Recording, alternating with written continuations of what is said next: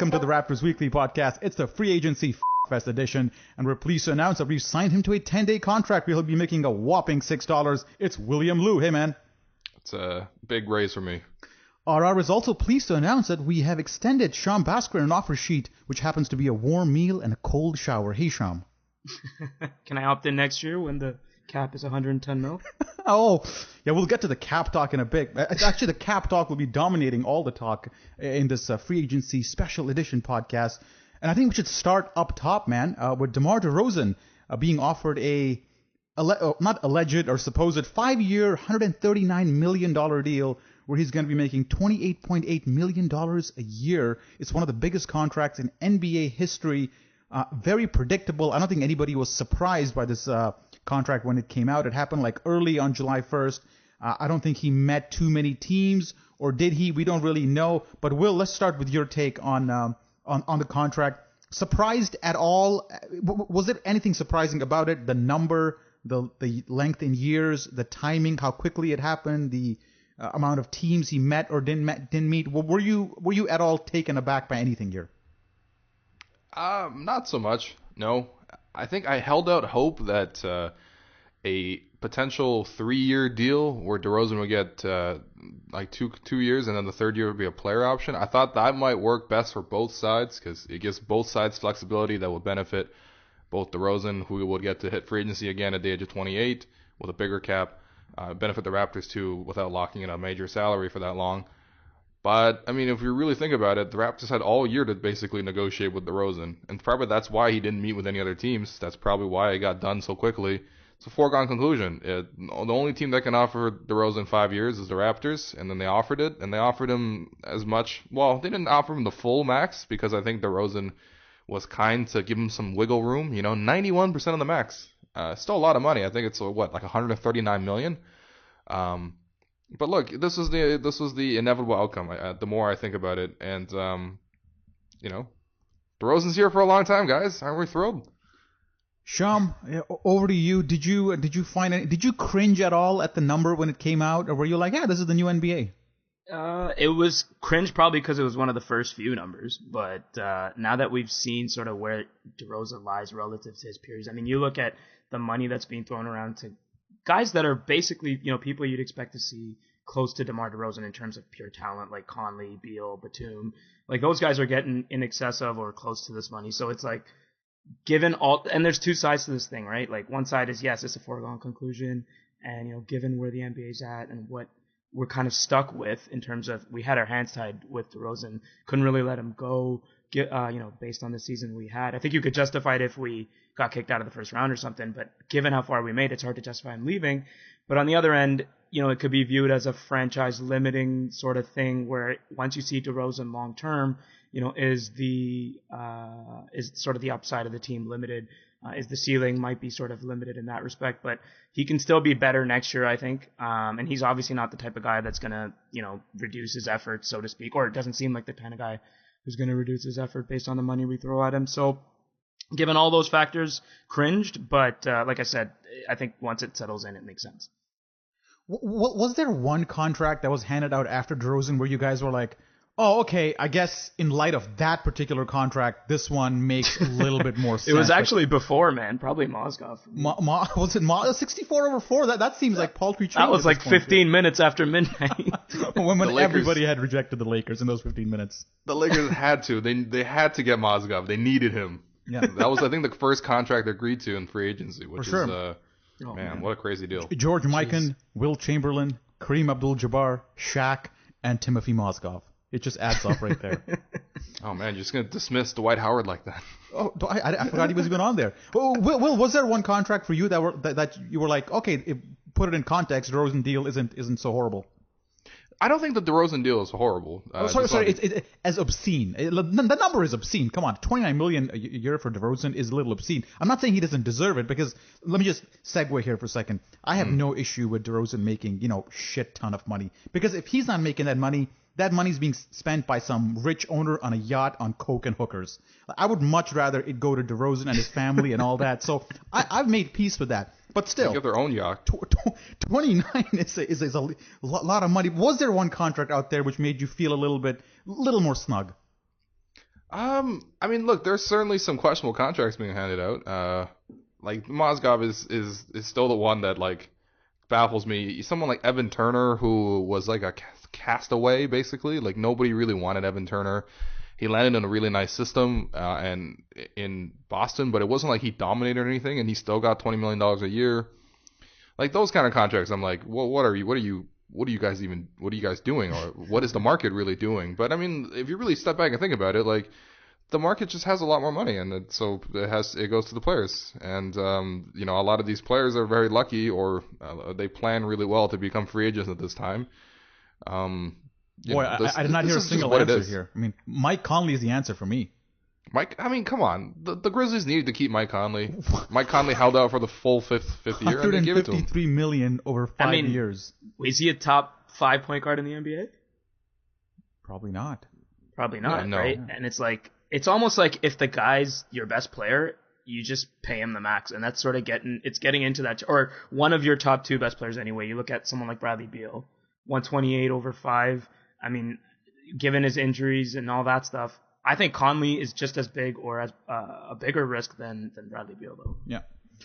So there was one report that came out because remember Stephen A. Smith had this whole blah blah blah about DeRozan would go to the Lakers. He was sure about it and all that BS that it usually does. But there was this podcast, the Colin Cowherd podcast, which I checked out, and oh in my it, god, oh gee, yeah, well, whatever, it's off season. You listen to whatever. And he mentioned that the Lakers were actually interested in DeMar DeRozan, but after his playoff performance, they kind of pulled out because of his poor shooting, and they had second thoughts about it. Do you guys believe that at all? Because I find that the Lakers were so desperate they signed Timothy Mozgov. I think they would have signed anybody. I mean, they would have thrown anything at DeMar DeRozan, I think, if they had the chance. I mean, look, Mozgov averaged like, what, 4 minutes a game in the finals. So clearly they weren't turned off by whatever happened in the finals. But he also averaged one NBA final the last 2 years. That's true. He's a championship winner. I mean, like, come on. The Lakers are in no position to dismiss talented players if they can get them. In recent years, they haven't been able to get anybody.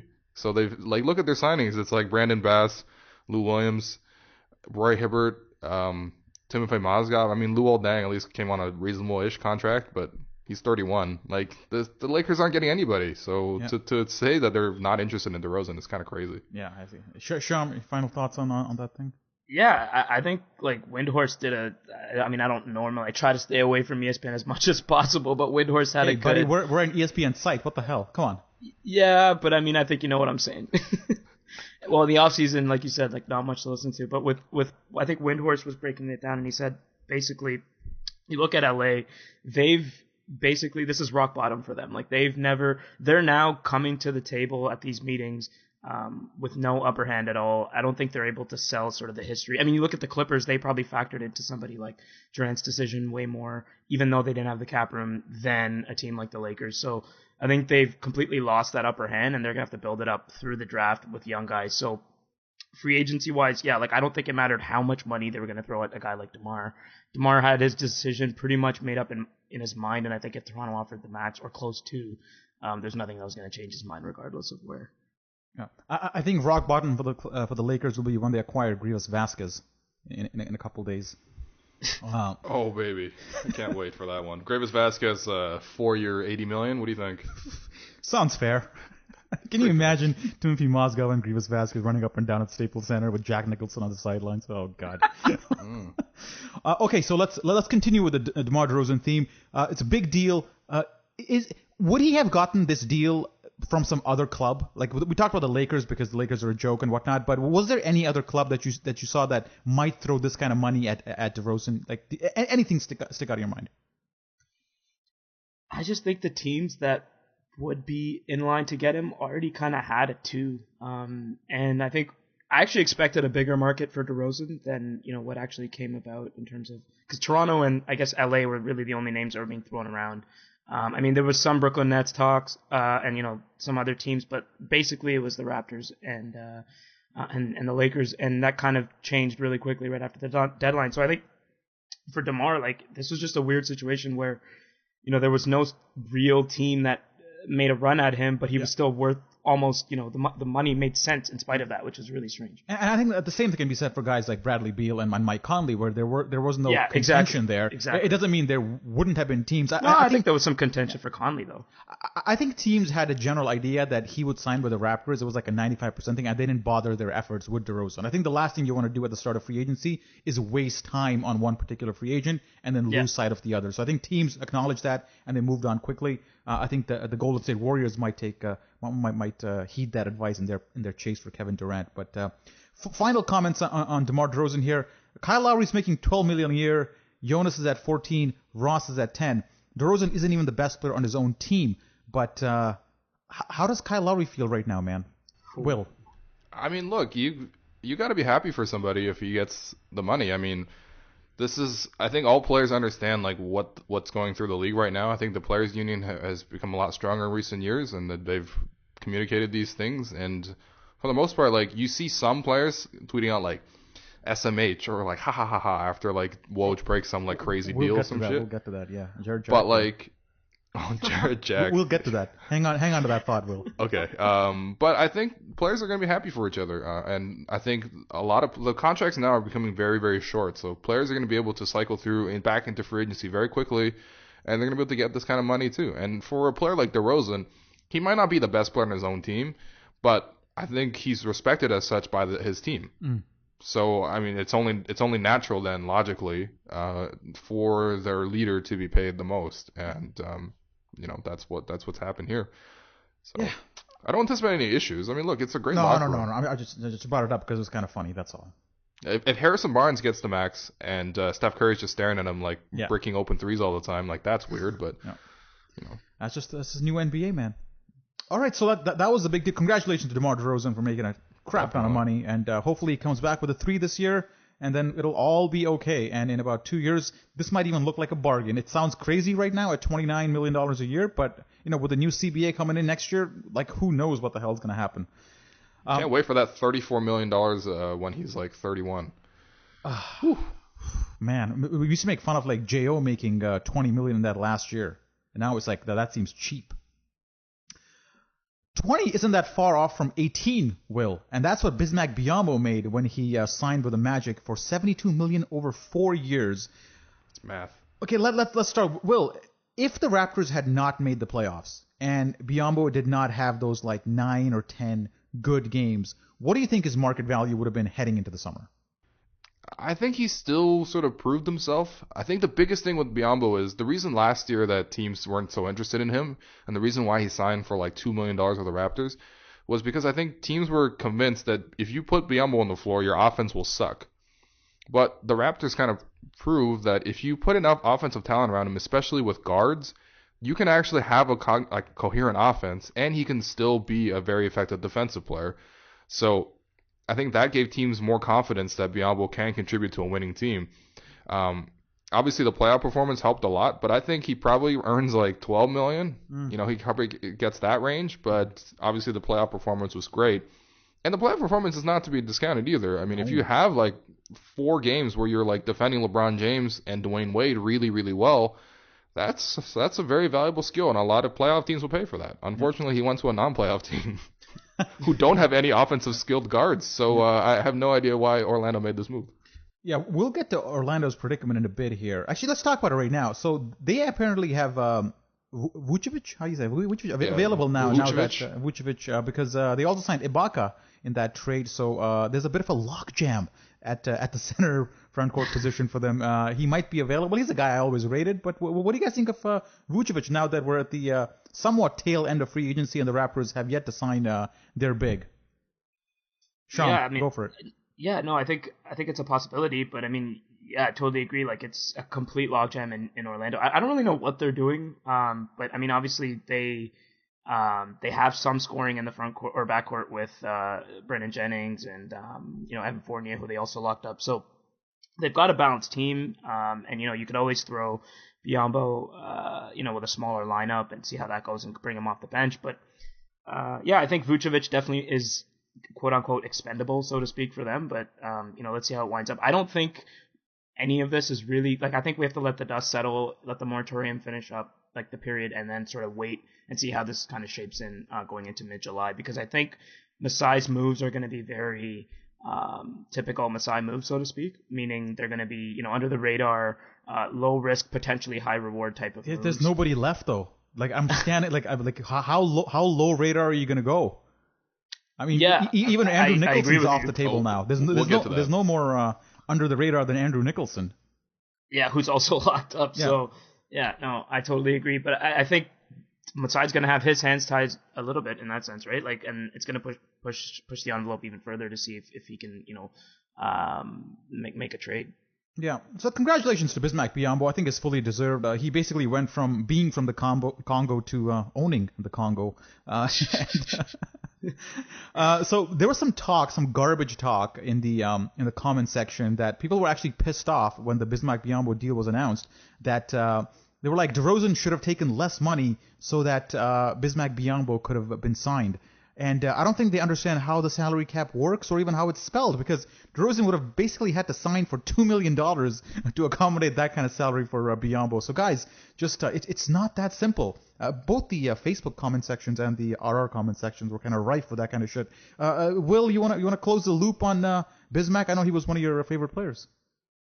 Yeah, I mean, look, Bismack became a fan favorite. I mean, I think that's what the feedback you're seeing is just that Bismack obviously became immensely popular, and it sucks to lose him. And I think it's not it's going to be a pretty big loss for the Raptors on the whole. The Raptors defense two seasons ago was like 25th ranked. It was awful. We saw what happened in the Wizards series, and it wasn't like Biyombo was the single factor that turned the Raptors into an 11th ranked defense and a defense that can actually stop anybody for once. But Biyombo was a significant part of that, and he was a very effective backup center to pair with Jonas Valanciunas. Like, he offers a different look. You can play faster with Biyombo. You can guard faster teams with Biyombo. And he was a great partner for Patrick Patterson as well. And Biyombo and Patrick Patterson were two of the key members of that great bench lineup that worked really well. So I know that Raptors, have Bebe already on the roster and this Jakob Poeltl dude, but that's not gonna get it done. It's gonna be a big drop off from what Biyombo provided last season. And if Jonas ever gets hurt again, then you're really, really thin for center production. So it really does suck, and I'm really worried how it's gonna affect the Raptors going forward. And the last thing about this is just, obviously, the Raptors couldn't have kept him. This is just not possible, like you said. DeRozan would have to take a ridiculous discount. That's unimaginable. Well, there are ways where you could have kept him. I think you would have had to probably trade Ross. Yeah, but okay. Yeah, then you create problems other spots. But see, okay, so this is where my issue. Let's get into this right now. So, okay. My whole thing was that I know it's hard to keep Biyombo if he gives you a hometown discount, say 14, 15 million, whatever it is. I think you have to approach this in a different way. I think you got to use the draft to get that wing you need. I think we basically wasted our draft pick. I don't know how good Jakob Poeltl will be, this year or a couple of years. I know he's not going to be good this year. He's going to be basically useless. But in a couple of years, he might be good. But for this year, I thought the approach was going to be, I really did, to get a wing in the draft and make someone like Ross expendable who's tied to a quote-unquote reasonable contract. And you could basically get an asset out of the draft who would help you this year, and then you could maybe re-sign Biyombo with that money or do something creative like that. But what the Raptors did, they basically not wasted, but they deferred the pick for this year, which kept them in a position where they don't really have flexibility to move anymore. That's why go. There's no one in the draft at number 9 Valentine. that would have been Valentine, maybe, yeah. Yeah, Valentine was there. The Bulls got him, and he's going to be a pretty good player. The Bulls draft well. Yeah. I mean, and last year they got Bobby Portis ahead of, and we got DeLon Wright. I think it's 2 years in a row. But that was my main issue with the draft, is that I don't think it was a win now move in any sense. It was like basically draft and stash, or a little less than draft and stash. Yeah. And it seemed a little hedging too. It seemed very preemptive and suggestive. Once they drafted Poeltl, it basically was a foregone conclusion that Biyombo was gone. Yeah. Do we have, Will, you raised a lot of good points there. Biyombo hurts, his departure hurts us offensively, it hurts us defensively. And I can't believe I'm actually saying this. It actually hurts us offensively too, because as the season wore on, he was a guy you could engage in pick and rolls. Even in the playoffs, he was successful in that. So it's not just that his losses felt on the defensive side. He was a guy you could insert into the lineup, and he could play with anybody. with Patterson, with with DeMario Carroll. Like you could insert him in big lineups, small lineups. He was a versatile guy, and I can see why the Magic went for him. It's just a big loss to fill. And you look at, I guess we'll talk to who's going to replace him in a bit, but there's nobody there who could certainly not Bebe. Like he's not going to fill the shoes here. But yeah, I mean the hope is like, I mean I know Pirtle it's a rookie and he's not necessarily expected to perform next season, but he is relatively, he has some skills that I feel pretty confident can translate to the NBA in a relatively quicker time than most other rookies. And like and Bebe's been here for like 2 years. If he can't do anything in his third year to even just hold down a backup position, then what are we really doing with Bebe? Yeah. Right? Is he just one of Bruno's posses? Like, and what are we doing with Bruno? And there's a lot of other questions there, but yeah, it's a big problem. And center is I don't know. I mean, I figured that like Biombo was probably just gonna go in the offseason. He was gonna be too expensive for the Raptors to re-sign. So, yeah, it's up to the Raptors. Look, credit to the Raptors in the first place for finding Biombo identifying him as an undervalued asset last season. And hopefully they can do that again this season with someone else who's undervalued. Masai Ujiri has a pretty solid track record of scouting other teams and getting good players. You know who's still out there, Will? Who's still out there? The Horseman. The Horseman? Yeah, the guy No, Tyler Dirk? Hansbrough. Oh, Bro. yes, the guy The man who with plays, hoops. the guys whose hands are like, they're more legs. Oh God. Tyler Hansbrough, buddy, the return of Tyler Hansbrough. He's out there. He's He horrible. lurks. He's horrible. Let's talk about power forward and how we replace him. Let's deal with Bebe because Will brought him up and he gave his take on it. Sham, you confident that Lucas Nogueira was going to take on the backup C position next year? I love the way you asked that. No, I have no clue, man. I think there's still so much that needs to. Lucas, you got married. Just got married. Oh, you got married? Yeah. Oh, congrats, Say Lucas. word. Yeah. It's the most productive Congrats, he's been in the Lucas last 2 Nogueira. years. We'll see about that.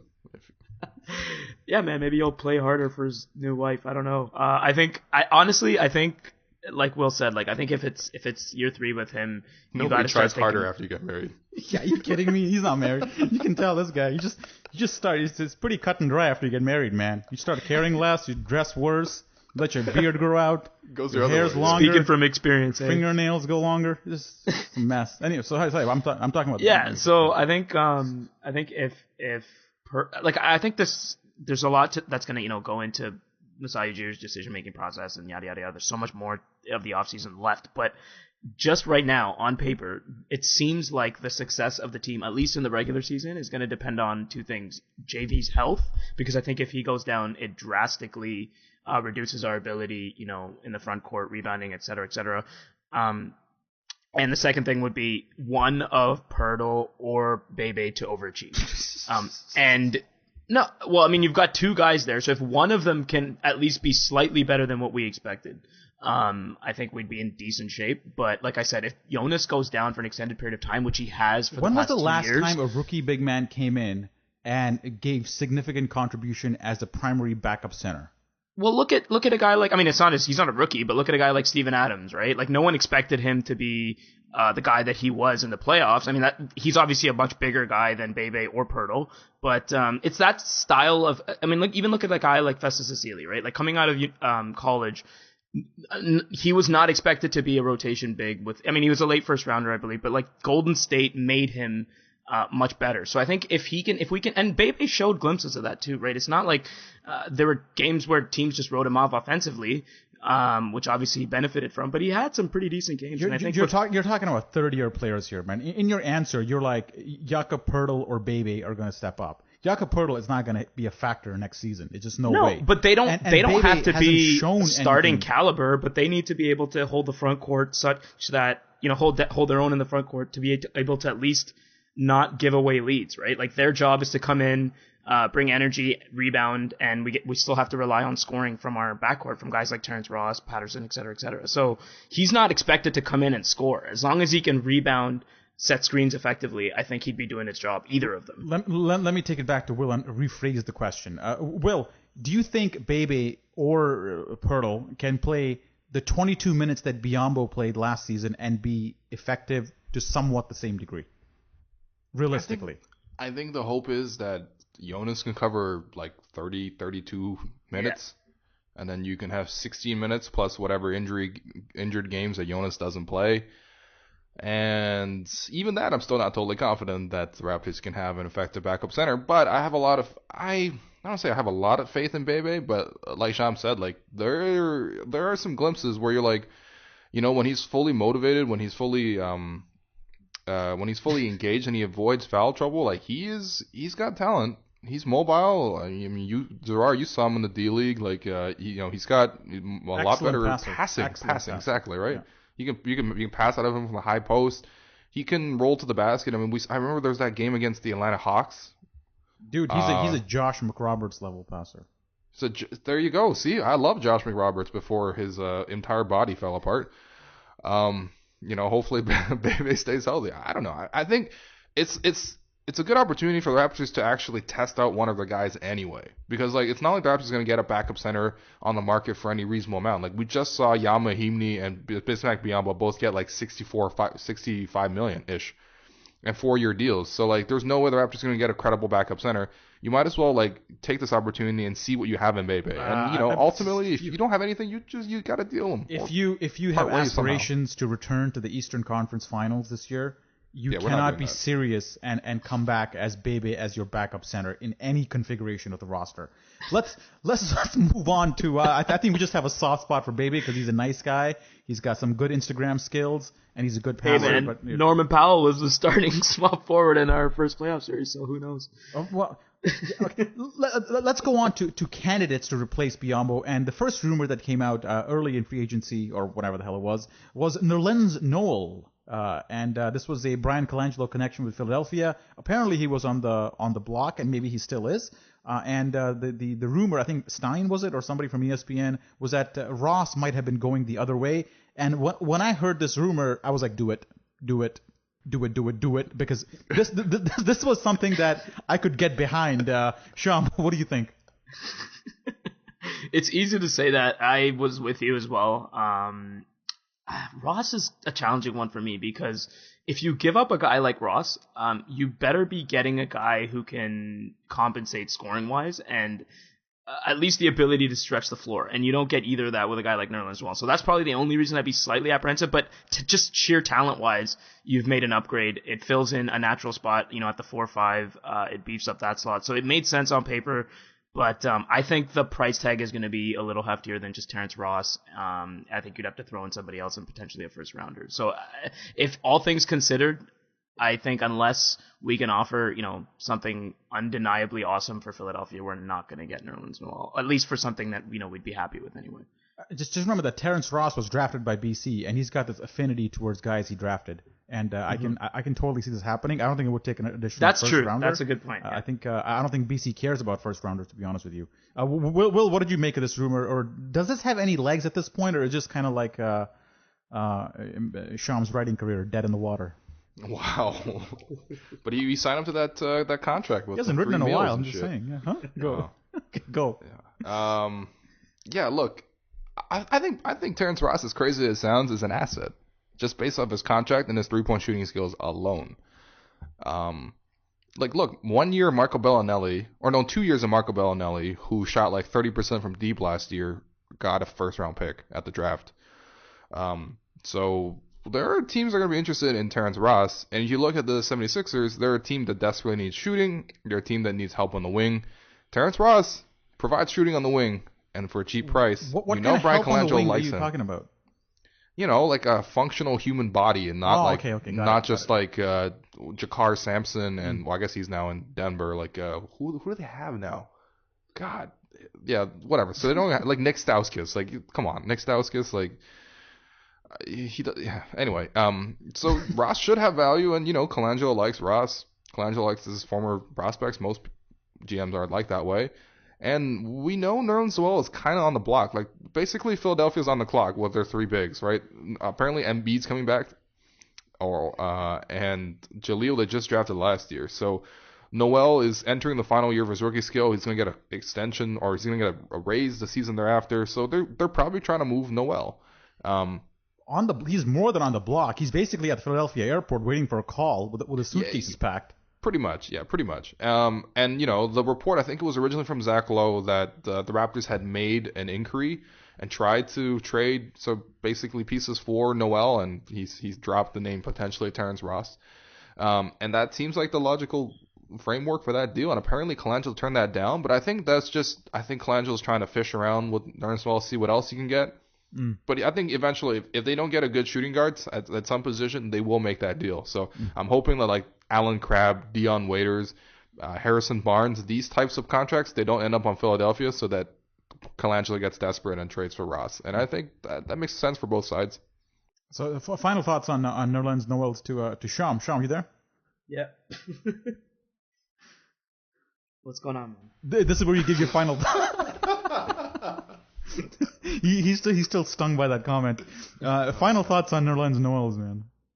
No, man. I think the deal, like I said, it would make sense for us if it's possible, but it's not going to be. And if, like you guys said, like if Philly gets in a desperate position, we might be able to cash in. But right now, the chances seem extremely good. Sham, what do you think Terrence Ross, if he was a free agent in this market, would make? Like, what kind of contract do you think he would have got? Because we're all talking about like Terrence Ross's, like Terrence Ross's deal is this like magic, like steal. Just to give you some context, Jamal Crawford, a far more accomplished player, just signed for 42/3, which is $14 million per year. Now, Terrence Ross is at $10 million a year. Compare the two, not just Crawford, but just consider that as context. And what do you think Terrence Ross would fetch on the free agent market? That's a great question. Trajectory-wise, obviously Crawford's way down in terms of age, so it's hard to kind of project that because right now I think Crawford's a better player, but going into the future I think Ross is more valuable. So comparing that is a little tricky, but to put this into context, $11 million seemed like slightly overpaying at the time. So if we were to discount maybe $1 million or $2 million and say Ross gets $9 million, that was his true value at the time. And just go strictly math-wise and say, okay, salary cap goes up by 34% approximately. You're looking at, 13 to 14 mil for Terrence Ross. So right around where Jamal Crawford got. That's what I would think. But it's really hard to say because the 11 mil was with the salary cap increase in mind. And it was sort of a weird situation. If that contract was signed 3 years ago, I think we'd be able to compare it a lot easier. But yeah, I think Terrence Ross into the future is more valuable than a guy like Crawford, vis-a-vis for the Clippers, who are more in a win now mentality and just want to kind of cash in for the next couple of years. Will, I personally felt that the Terrence Ross contract was a bit premature because we didn't necessarily have to sign him or extend him early in the season, and we could have waited till this point and see where we could have best spent the money and then make a decision. That was my take on it then. It's the same today. What do you now that you look back at the Terrence Ross deal, how do you feel about it? I thought at the time that the Raptors could have used Terrence Ross and basically given, depending on what contract they gave him, they could artificially create an asset. Basically, if the cap rose and if he started outperforming, suddenly turned into a different player, like a better player, then you've created an asset. Whereas if you just let him roll into the season and become a restricted free agent, if he develops and becomes a better player, I think he will get paid more. Or if the cap rises, he'll get paid more. And I think on both accounts, the Raptors have successfully created an asset. I mean, in terms of what they could have gotten out of Terrence Ross from an asset perspective, this is the best case scenario. Well, not the best case scenario because he could have developed into a good player, but this is probably the best. This scenario worked out because of the cap rose. And you look at it, man. Would you rather have Terrence Ross or Austin Rivers? Rivers is signed for more money. Oh, come on, man. If we're comparing people to Austin Rivers now, that's not good. Austin Rivers got $335. I know, but now, I know his dad is a GM. Yeah, come on, you can't. That's a false comparison, man. Okay. I mean, John Lure got 4 years, $42 million. And Dwayne Casey met him apparently in L.A. No, that's Myers Leonard. Oh, that's Myers Leonard. Oh, my bad. Okay. Could be a rumored target along with Pau Gasol. Let's move on quickly to some other rumors. Spencer from Raptors Republic. Spencer Redmond wrote a 4,000-page article called "Is Ryan Anderson a fit for the Raptors?" It's got all kinds of graphs and shot charts and numbers and videos embedded in it. And unfortunately, a couple hours later, didn't he sign with the Rockets? He signed with the Rockets for 4 years and $80 million, $20 million a year for Ryan Anderson. Eric Gordon. That was hard. That was hard to see. So let's Ryan Anderson. It was good. The rumor was nice as long as while it lasted. So then we're moving on to Al Horford. There was some talk about that before the Celtics got him. Can we talk about this actually, man? Yeah, this is a big problem. Are we worried about the Celtics? Let's start with Will on this one. Yes, 100%. Yes, so basically the idea was this, right? Durant is most likely to go back to OKC because that makes him the most money. He's familiar with the franchise. He knows they can win. If he leaves OKC, the Warriors obviously a very appealing franchise because you can join a 73-win team that's not going to lose a lot by signing Durant. Except Game 7. But if Durant wanted to come east, there was a lot of incentive in that because the East is obviously much easier than the West, and you can avoid the Warriors at least, right, until the finals. And so before the Al Horford deal, the Celtics didn't really have much. Like, yeah, you can add Durant, and like it'll be a great team because Durant's a really great player, but like it's not really going to go past the Cavaliers or anything. But now you add Al Horford and Durant, and then you have a 48-win core on top of that with all these pieces. Yeah. This is a very deadly possibility, and I don't think that Durant ultimately chooses to go to the Celtics, but I don't like that the Celtics have improved. I don't like it. Yeah. And, even the hint of a possibility of Durant joining the Celtics and playing the Raptors 4 times a year, I don't want that, man. I do not want that. So I'm unhappy. And even Durant doesn't come. Like, Horford is a great addition for the Celtics. Yep. It might even make them slightly better than the Raptors because the Raptors have lost, Bismack, and their players are a little bit older. You know what I mean? Yeah. I don't know. I don't want to talk about the Raptors being worse than the Celtics. I'm so happy that they're not. I hate the Celtics. It's tough because people forget that part of the Raptors, rise to success over the past 3-4 years has also been inflated because of how crap the division has been. So the mere prospect of a team being at or close to our level, just talent wise, is really scary. And I think the Raptors are due for. They're obviously not. It's going to be tough for them to match 56 wins again. So it's hard not to imagine a situation where the Raptors regress a little bit in the standings, if not in the division, at least in the conference standings. So it's tough to see. But I think we've shown the ability to handle a guy like Horford even when he was in Atlanta. We were better than Atlanta flat out talent wise. Boston's obviously a better team. The coaching's great, but I still think barring any further moves on paper right now, the Raptors could put out a better lineup than the Celtics in an 82-game season. Yeah, but this was a double whammy. It's a double whammy because one, you got the Celtics who got Al Horford. By the way, the hilarious part here is that Tommy Heinsohn all season long has been making fun of Al Horford as not being an elite player, and now he gets to so call has his Bill games. Simmons. Yeah, now he's getting the max. So there's that angle to it. But here's the double whammy. The Celtics got better, and then this meant that Paul Millsap apparently was no longer on the block because for a bit there was a lot of Paul Millsap rumors out there, and there was some maybe interest from the Raptors. I don't know. It's a possibility as long as Horford is still there. There's a bit of a logjam with Dwight Howard there. But now that Horford is gone, there's absolutely nothing happening on the Paul Millsap front, and he's staying. So that kind of hurt. I posted a poll on the site which proposed a trade of Terrence Ross, Patrick Patterson, and DeLon Wright for Paul Millsap. And I was shocked that only 60% of people actually wanted to pull that trade off. That's insane. I do not like none of the rationale in the comment section made sense. You don't win titles or Eastern Conference championship because you held on to your bench players. If you got a chance to acquire talent of Paul Millsap's level, you freaking do it, man. It doesn't matter if you lose DeLon Wright in the process. And Terrence Ross, we all have a love-hate relationship. Patrick Patterson would be a bit of a loss, but it's Paul Millsap, man.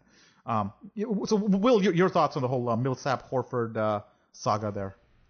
Yeah, I mean, look, it was completely inflated, I think, created basically out of Raptors fandom and Raptors Twitter, but there was an opportunity there because for a second it looked like the Hawks could re-sign Al Horford, but they needed to create a little bit of cap room. And if they could have done that two ways. One way was that they somehow find a suitor for Thiago Splitter's injured body and Thabo Cephalosha. But if you did that and re-sign Horford and kept Millsap and have Dwight Howard randomly, then they will have no bench and they'll have no wings, and so that was going to be an awkward position. But what they could have done instead was keep those wings and then keep Thiago Splitter and keep Thabo Thabo Sefolosha trade Millsap to a team like the Raptors, who could offer cheap wings and cheap bench players in return, and are good bench players. So like you just said, with the Patterson, with Corey Joseph, you can even take on a prospect like, I don't know, I don't think they want Bebe back, but like DeLon Wright or somebody like that. And like the Raptors probably needed to open up a third team just to make the cap salary. But regardless, like it seemed like for a second there, the Raptors could be a potential suitor for Paul Millsap, and that would have been great because, I have questions. This is more of a long-term question, but like I have questions about re-signing Kyle Lowry next year to the max because like he's gonna cost the max, but like, are you really gonna pay a 31-year-old 6-foot-tall point guard to the max, right? Well, and Mike Conley's making 30. I mean, who knows? Exactly, right? So, I would feel a lot better about the Lowry thing if I had another player right now. If the team was ready to win now, then yes, sure, let's sign Lowry to the max, right? So if the Raptors got Millsap, then the Raptors would get Millsap's bird rights. Then they can go past the cap to keep Millsap and Lowry. In that case, that's fine. You have Lowry and Millsap, you keep them around. But now if you only have one of Lowry and no Millsap, then it's a little bit questionable whether or not the future of this team is where it's supposed to be going. Right? So it's a can of worms, man. Seriously, Al Horford screwed the Raptors, man. You should have just went back to Atlanta.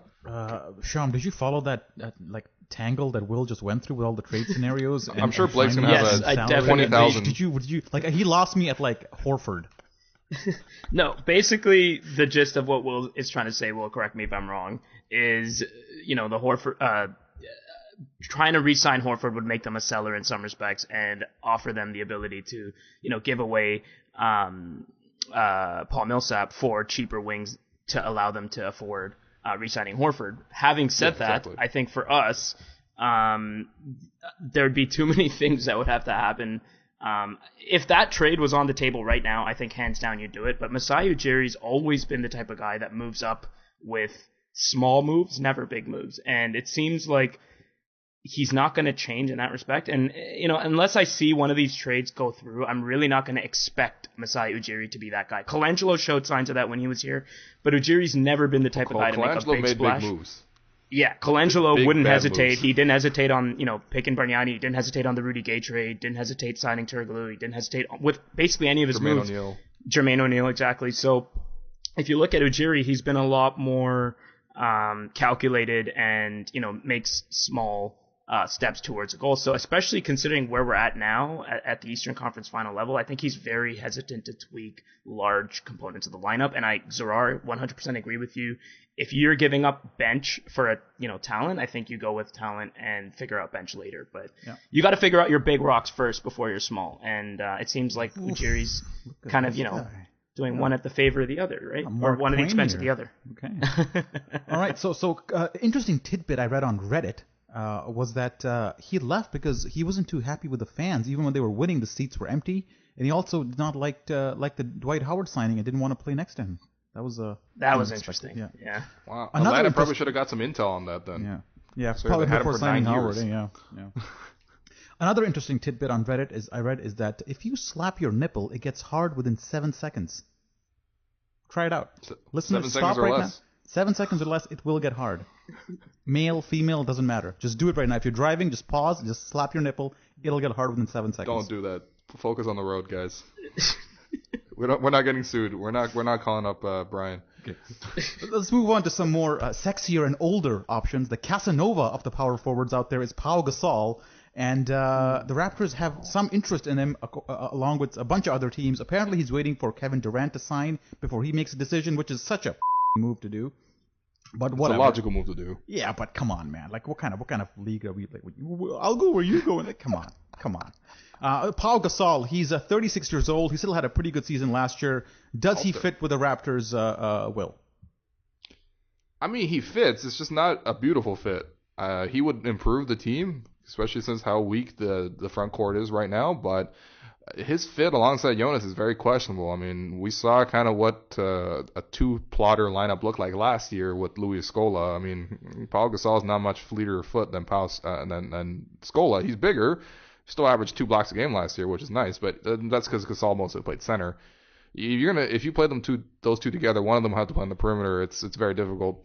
And also, like, they kind of get in their own way because they're both like low post scorers, and like one of Pau Gasol's like nasty habits is that he just takes a lot of mid-range jumpers, which he's a decent mid-range shooter, but like it's like you already have a lot of mid-range shooters with DeRozan, Corey Joseph, even Kyle Lowry to some extent.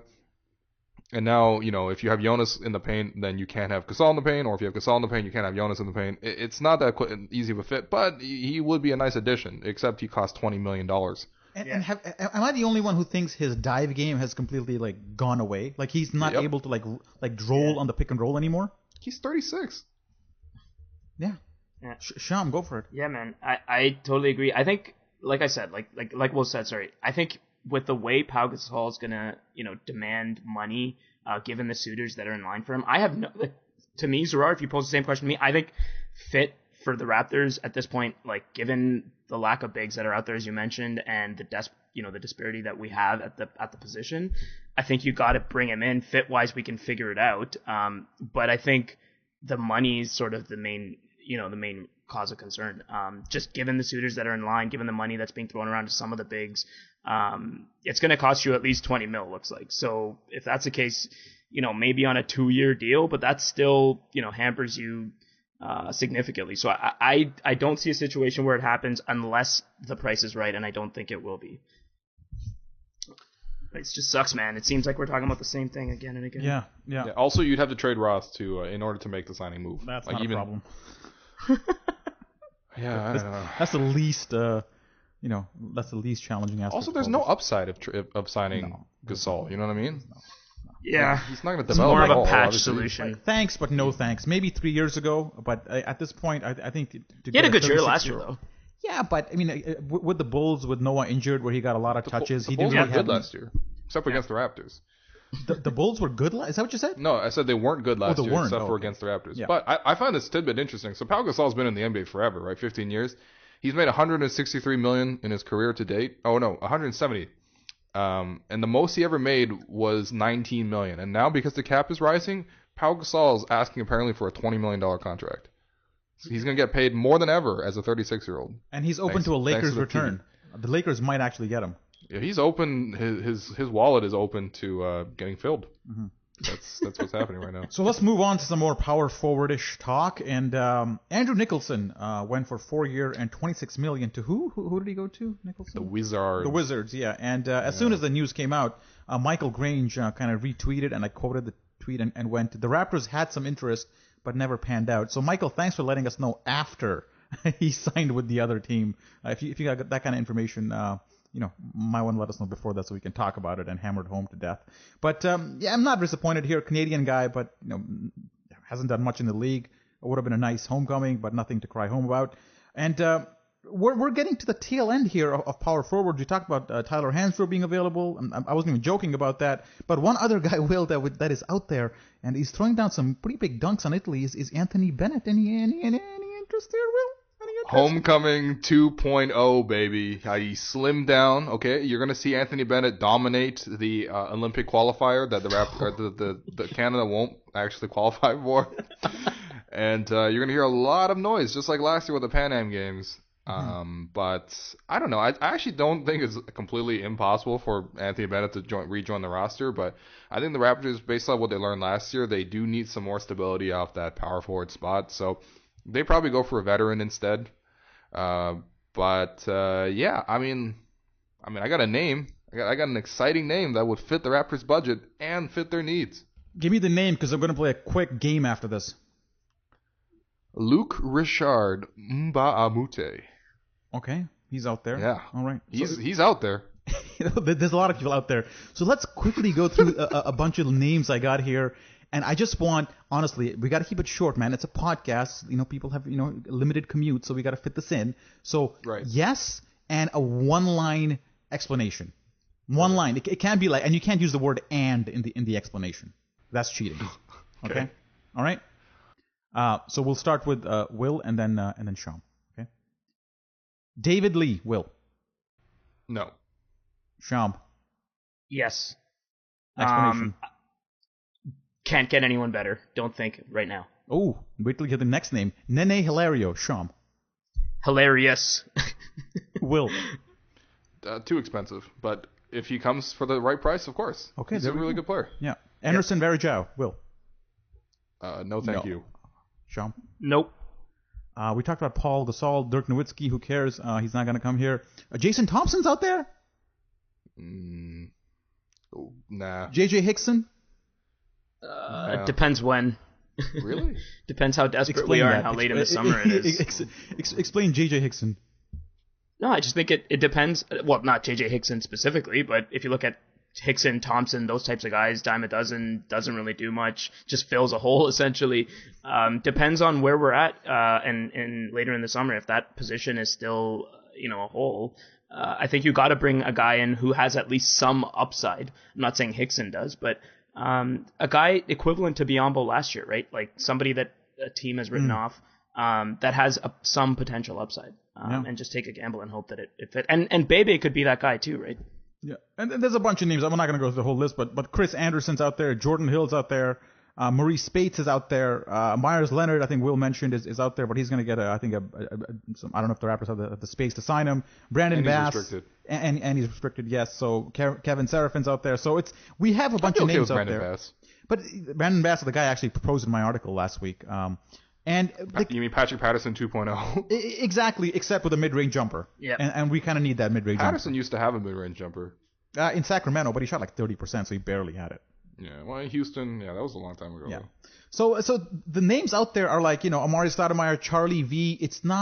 They're not the great names. Like at this point, like if we're not the Dallas Mavericks. Like if you have to replace Biyombo to some respectable degree, I don't see this free agent list solving the problem, and you have to swing a trade at this point. And I'm wondering how many teams have an appetite for a trade with Masai Ujiri at this point. So it's going to be interesting times because I still go back to that pick, which the Raptors I think did not do the best with. So I think they're kind of paying the price for it now. Maybe I'm wrong. Hopefully I'm wrong.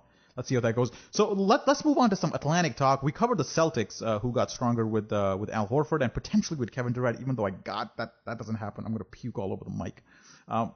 The Knicks got Derrick Rose and his 1.5 knee ligament. Joakim Noah's in New York as well. Just half. Have you read the Onion articles on Derrick Rose, by the way? Do share. They're the best. Like they have like 8 articles on Derrick Rose alone, and they have. What's a sample headline? It's like Derrick Rose is leaving his knee ligaments all over the locker room and is pissing off his teammates.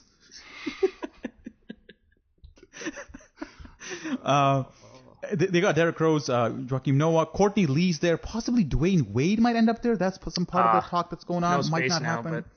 But have the Knicks improved, or did they just get nickier, Asham? Oh, couldn't have put it better myself, man. I was just gonna say, but like every move they've made has been just like, it's just the Knicks being the Knicks. Derrick Rose, like very short-sighted, questionable.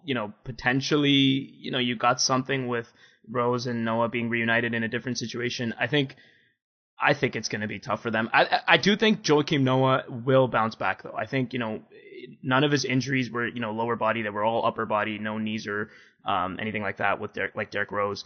He's obviously a hustle guy. That'll be there. It's a renewed, situation for him. I think he'll be back and fill the void of like a Robin Lopez, probably to a greater extent. But if you look at, Derrick Rose, who really knows? Like, I have zero idea if this guy's going to play 60 games next year or 40 games next year. If he can find a way to play above 60 games next year, I think the Knicks have a chance to make some noise and be a playoff contending team. But their ceiling's definitely limited going forward. And what else is new for the New York Knicks? All right. Will, your take on the Knicks at all? I think it actually is a decent offseason for them in that they've created an avenue for themselves to be good. It mostly takes a lot of health, luck, which I'm not totally convinced that, Derrick Rose can have a healthy season. I'm not totally convinced that Joakim Noah can have a healthy season, but I could see it work, or I'm not even convinced if Carmelo Anthony's going to have a healthy season, but there's enough talent there, and they got Jeff Hornacek, I like him as a coach, especially coaching offense. If you got Kristaps at the 5, Melo at the 4, I don't even know who their 3 is. Courtney Lee they just signed, and then Derrick Rose, like that's or Carmelo I guess is their 3. It's an upgrade. No, for sure. There's 4. Yeah, it could work. It could work. And Joakim Noah is like a good character guy. Like that team has like had no spirit at all. Like every time you watch the Knicks, you're like, who the hell is leading this team? Nobody like that. And now Joakim, like, at least he'll bring that kind of spirit. I don't know, man. When you're talking about spirit and playoffs, like it's probably not a great team, but I could see an avenue in which the Knicks are more dangerous, and I could see them be more of a troublesome team for the Raptors to deal with. I mean, before it was the Raptors always lose one shitty game against the Knicks. That could be 2 or 3 now. Oh. Philly, I don't talk about Philly too much, but the Nets. So interesting. Jared Jack tweet after the Nets signed Jeremy Lin to a pretty big deal and waived Jared Jack. Jared Jack went on his Twitter account, logged in, and tweeted. What did he tweet, Will?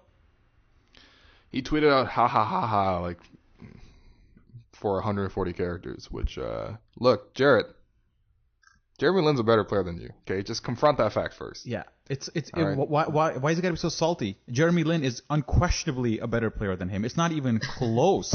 And it's not close. And had a great season too. It's all about, man. Hey, I got usurped by a Chinese dude. I think that's what happened. That's what happened here. I mean, he's probably gonna look into Brexit now.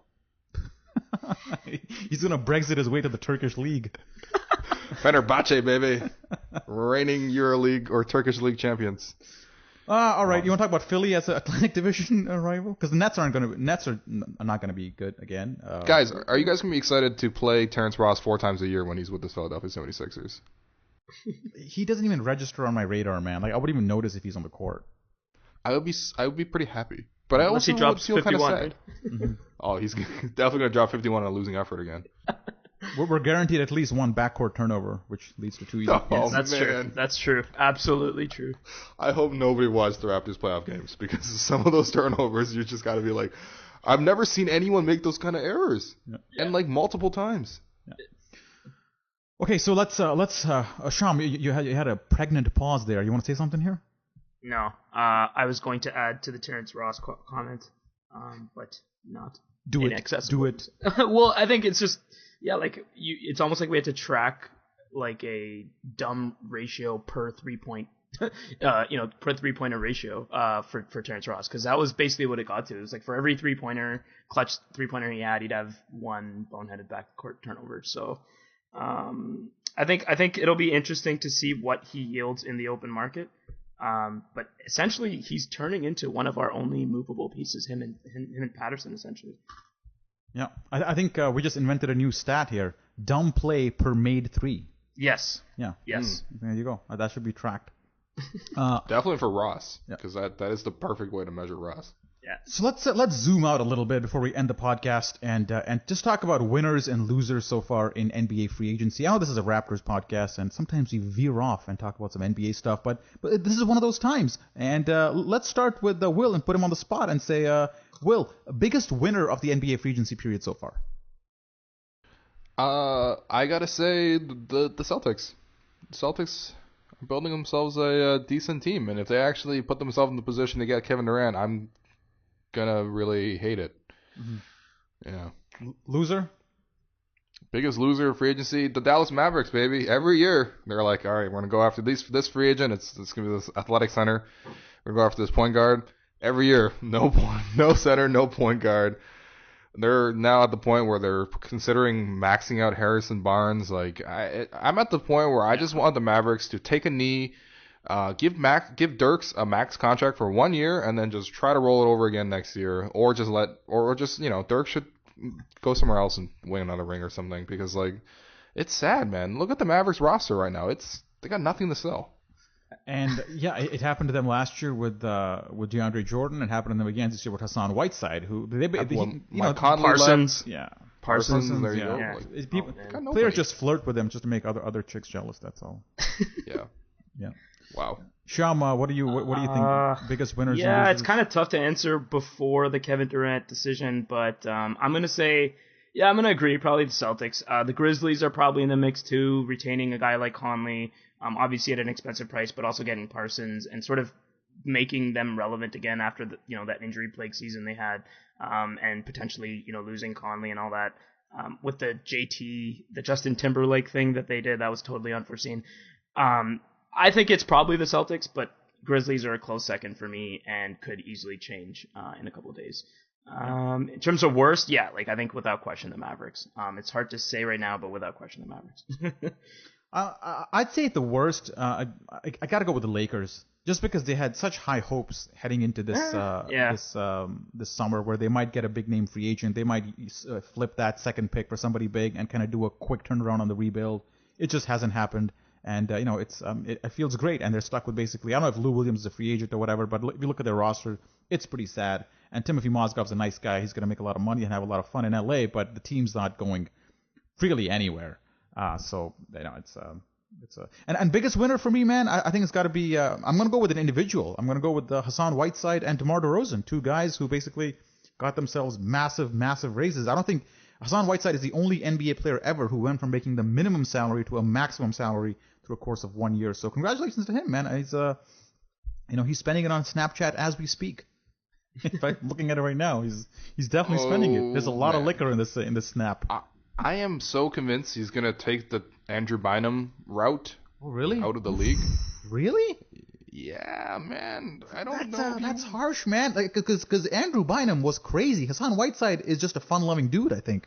I mean, there are some stories out there. If you just Google hard enough, some Hassan Whiteside, as told by beat writers, especially from the Kings days when he was a rookie. But then again, I don't know. I mean, I also read a nice Jonathan Abrams. Apparently, so he was at the Kings. This is when he was as a rookie with the Kings. He was flexing in front of a mirror that turned out to be a one-way mirror. So like the reporters on the other side were just watching him flex because he didn't understand. No, I don't know. It was like at some team event. Towards like the I don't know, December, January section. He like ran into one of the media members. And he's like, "Wait, who are you? Why are you always here, man? Are you like a big fan or something?" And he didn't realize that was the beat reporter who was there every single day. A lot of these kinds of that's not even close to an Andrew Bynum story. Andrew Bynum went with a bag load of money, cash. He got like a grocery bag, like a Walmart plastic bag full of money, and started throwing them in clubs at strippers. That's the kind of story that I was expecting you to tell. Recognize he hasn't had the money to throw yet, but soon. And now he does. Good point. Right? So watch out for some. You gotta prorate that shit. Okay, yeah. gotta project. Okay, he's projected to. He's got upside. He's got Bynum upside. Here's one more winner. We talked about Conley, but here's one guy that waited a year and just kind of blew DeMarie Carroll out of the water in terms of money, man. Kent Bazemore. Yeah. $70 million over 4. Yeah, he cashed in. Will, you're Asian. What does that round up to per year? What's that, like 18? Not bad. 18 and a half, I think. Is it? Something like that. Well, how much did he get? 72? 70 over 4. Wow, okay. Yeah, like 17 and a half. 17 and a half. Yeah. It's not bad. Not bad for a guy who was pretty up and down all season long. I think that wraps it up, guys. Any closing thoughts, Sham? Yeah, man. It's the free agent fest that is 2016. There's literally no other way to put it.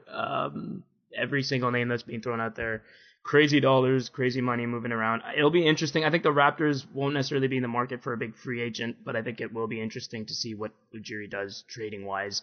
As the season goes through summer league and into training camp. Will Patrick Patterson and Terrence Ross be on the roster heading into next year? Let's start with Sean. Both of them. Ooh, that's a tough one. Probably have a better answer in like August. Yeah, but I'm asking you now. But, I would say one of them is gone. Okay, because I guess you got to fill the power forward hole. Yes, absolutely. Will, what do you think? Yeah, I think one of them is gone. Which one? Probably Ross, but I can also see Patterson being moved. Again, like you don't want to lose Patterson for nothing, which sounds crazy, but look at Patterson, man. He's going to earn $6 million a year next year, and he's going to become a free agent, and he's going to be like talked about as one of those like great 3-and-D 4s, which he is. Not great, but he's very good, very serviceable, definitely very effective. So I mean, Marvin Williams just got what, $52 million? Do you want to pay Patrick Patterson $52 million? Actually, no, it'll be bigger than that because he will be younger and also on a bigger cap. Yeah. So it'll be like $65 million. You want to pay Patrick Patterson $65 million? Well, I guess if the cap is getting bigger and bigger and it's all relative, it doesn't matter. I'm so confused. I honestly don't know how to feel about these deals. you gotta like see them as percentages of the cap. But I mean, yeah, like look, I mean, I love Patterson, and he would be very effective for the Raptors next season. I have no doubt about that. And Evan Turner, 4 years, $70 million. Yeah, this is a guy that got traded for a second-round pick like 2 years ago. A second-round pick. Yeah. Remember, he played for the Indiana Pacers. Yeah. That was weird.